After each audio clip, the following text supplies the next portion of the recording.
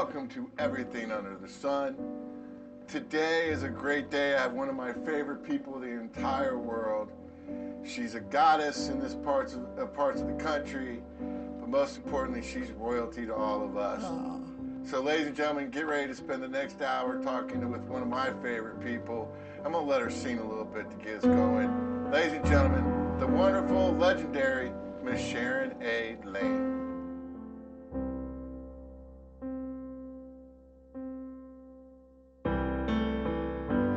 Sit down, count your fingers. Oh, won't you tell me what else is there to do? Oh, honey, I know that you don't want to go on, you just want to be free. I want you to sit on down. I want you to count your fingers on my unlucky little girl blue.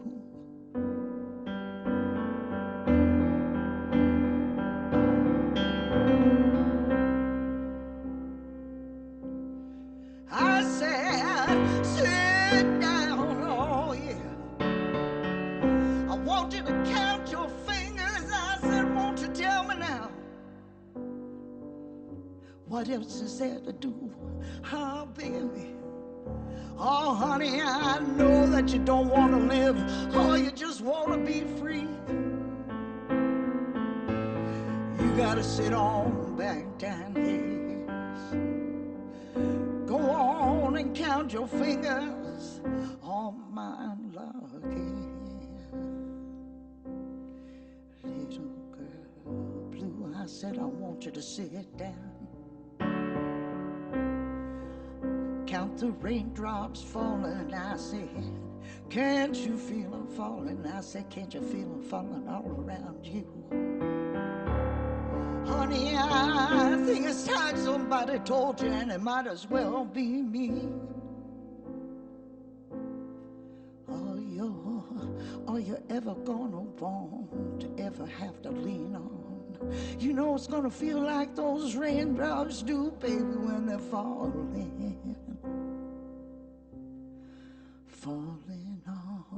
They're falling on you. How they're falling all over you. Oh, honey, I say, you know, honey, I know, yes, I know just how you feel.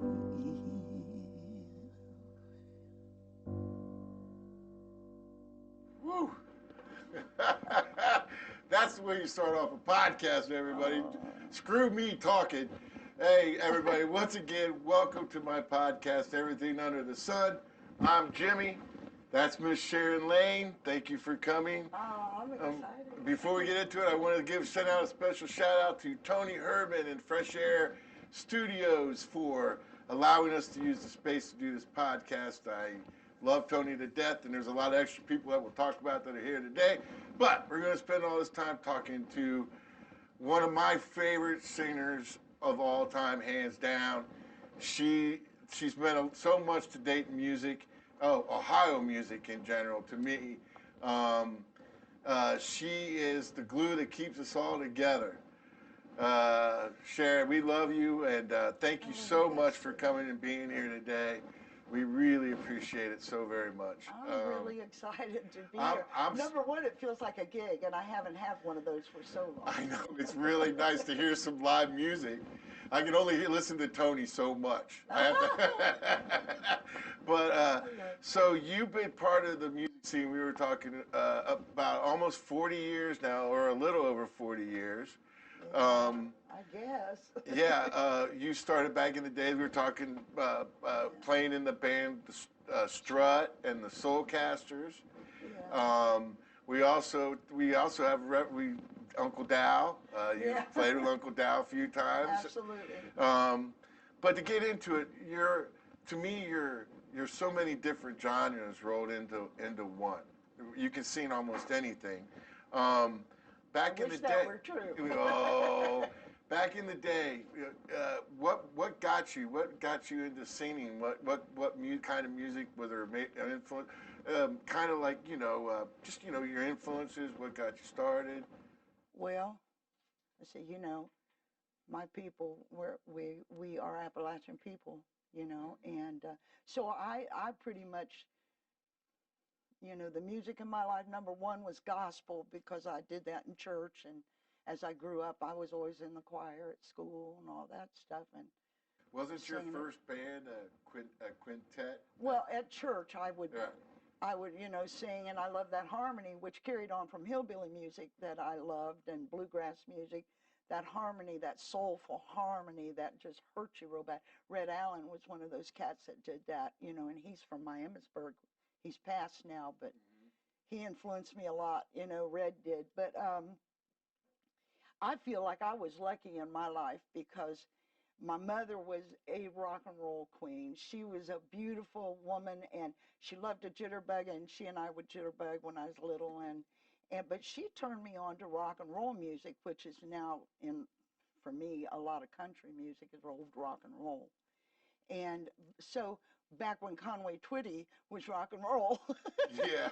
And Johnny Cash was rock and roll. Yeah, she turned me on to all of those people. She turned me on to Fats Domino and Little Richard and Bo Diddley, and at the same time, probably one of the first things that got me in that area of music was Kitty Lester.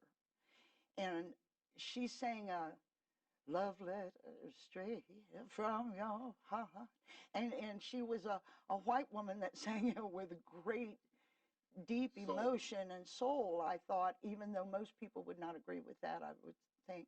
But then, my dad was he loved cowboy music, and he played guitar, and he gave me his old guitar. It was a D&H. I've still got it. You can't play it. It's worthless, but I've got it.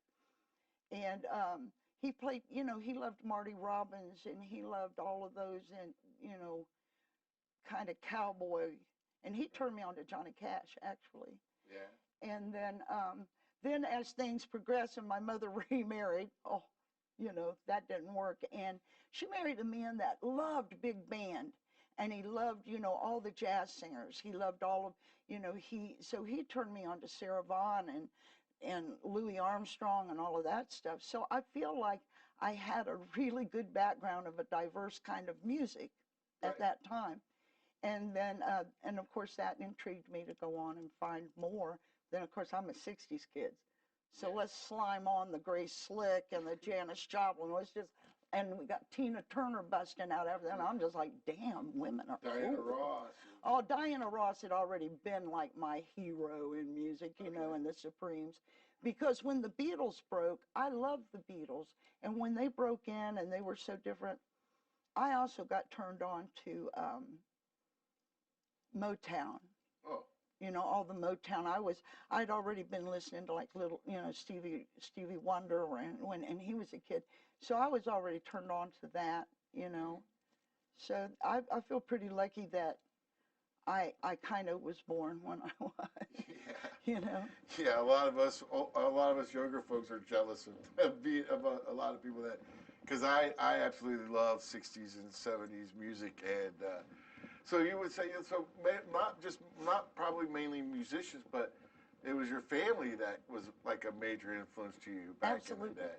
Absolutely. I said the same, told you about my Uncle Wiley. He was the first one that gave me my record player, and right, first one to give me my first records. And but musically, you said a couple, but like I mean, was there any one like was it the Grace Slick and the Janis Joplin that was the one that made you go, I want to do this on stage. I want to sing. It's hard for me to answer that. What those people gave me was like, man, I really dig music, and I think that I have enough talent. I have a need to do it. I feel it in my heart. I don't think, I'm not a kid, so when I graduated high school, I was supposed to get married and have kids, and only the smart girls got to go to college, or the ones that their dads got them into college, and then they got married and had kids and didn't work under their degree.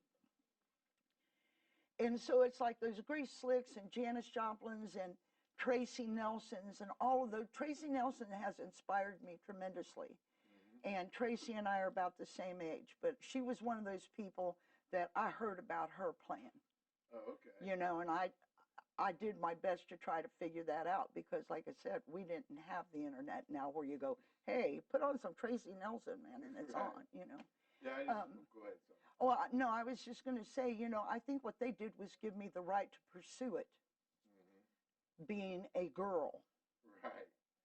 And not wanting to do it like the Supremes, you know, to where you're stationary and you're not allowed to move because that's not girly or womany or whatever. To do it like Tina Turner. I wanted to just do it ever how I did it. Right. And but at the same time, I never looked at it as something that I would be doing my whole life.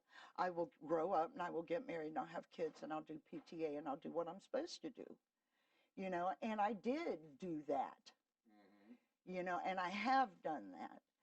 But you do your music differently, you know, when you're a mother, you know. Yeah. And so, yeah, it's kind of like, I don't know. I just know Mick Montgomery, when I went from seeking out rock and roll music, you know, and trying to find a band that I wanted to be in, and I had a little girl, and she needed a home, you know, a steady home, and I gave her that.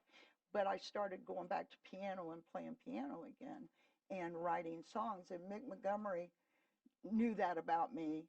And finally one day he went, okay, this is how I'm going to tell it, but it's something like this. He went, okay, I need an opener for, and I can't even remember who it was, for Sunshine, and you're going to do it, kind of thing. And I went, no, I'm not ready to do that. And he's kind of like, yeah, you are. Well, Nick Montgomery, for those of you who don't know out there, Dayton, Ohio had a legendary venue here called Canal Street, and it gave the birth to so many great musicians here in Dayton. Absolutely. It gave a place for everybody to go for open mic. It was a battle of the bands. It was everything. Yeah. It was a great thing about Canal Street. Was that one of the first gigs you did? Was open?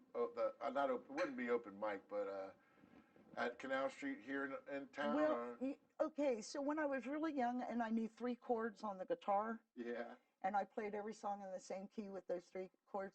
If there was a change that I didn't know what the change was because I only knew those 3 chords, I would make a big ta-da, and then I would sing the change and then go back. I thought I was so cool. Like nobody out there that had ever played any music wouldn't just spot that, but I felt like I was putting one over. It's like when I'd go play a club and I was underage, I would always like steal people's beer bottles off their table because I thought that waitress who'd been waiting on those people all night would never know.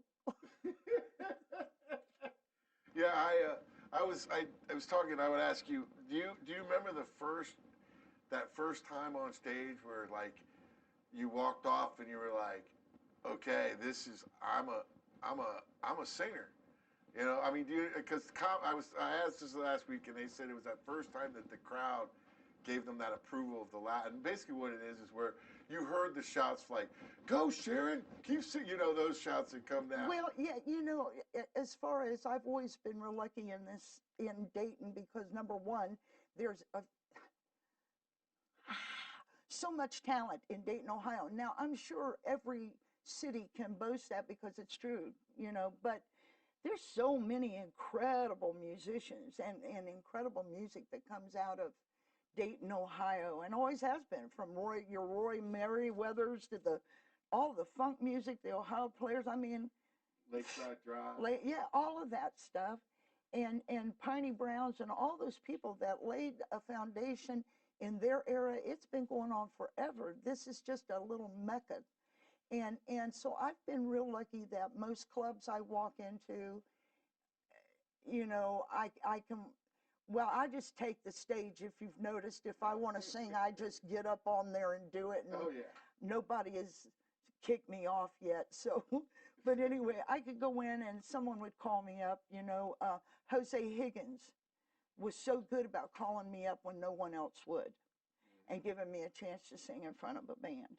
And so that was before I would just go up on stage. But, you know, there's such a wealth of talent here. And just to go back and reference this, just, you know, that's one of the things Canal Street gave this area. Oh. So as far as the band thing,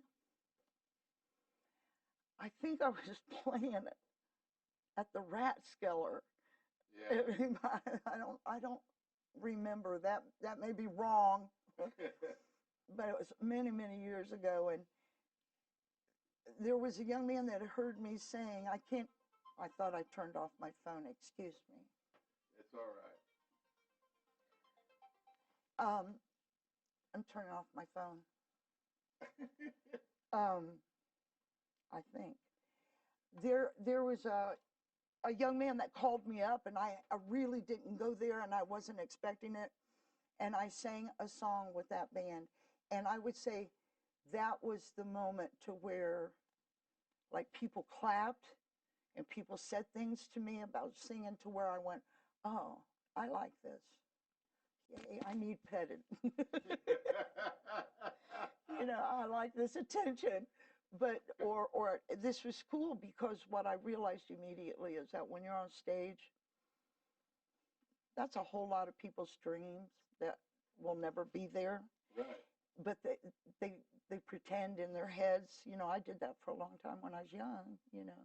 Yeah. And there's people that come and support you show after show and time after time, and tell you how much they love your music or whatever. And I can remember I can remember playing at Canal Street being my first, because you had said something about that, as a solo performer. Right. But now understand, I hosted the Musicians Co-op, which is Mix Baby, that he brought it from Old Sam's. Mm-hmm. I hosted that for 8.5 years, wow, every Tuesday.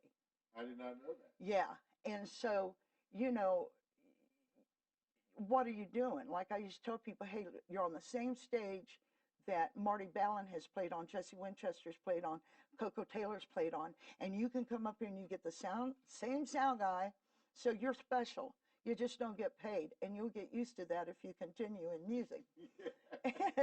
And say, you know, this is your stage to hone your craft. Right. You know, and which is a real big deal. And so I had done that in front of that audience a little bit. But as it went, you know, it's like the first time I like opened for someone or whatever, before I started having my own shows, it'd be like, oh, yeah, look here, I'm right here, and all these people are here. Whoa, I better not make a mistake. I think that one of the things that I found out by preparing for the show is our worlds kind of collided in a way back in the early 80s, because you played with, I consider you the root, or part of the main root of the Dayton music scene now. Oh. And one of my favorite people is Uncle Dow, and Uncle Dow is the root of the comedy scene in Dayton, the big root. Yeah, he's a daddy, no and doubt. you guys actually got a chance you actually performed with Dow a couple of times at Clancy's, or I know we don't need to talk about the Clancy store, but. Well, no, I was just going to tell you, it's like with Dow, it's like, it would kind of go like this. So, you know, Dow, so, and he'd say, you know, if you're not doing anything, I'm playing here or I'm playing there. And the old fart, Lee Davis, and I would buddy up, and we would go wherever he was, because we knew he would call us up. It was never planned, you know. He would just call us up. Well, we're gonna take a little break here.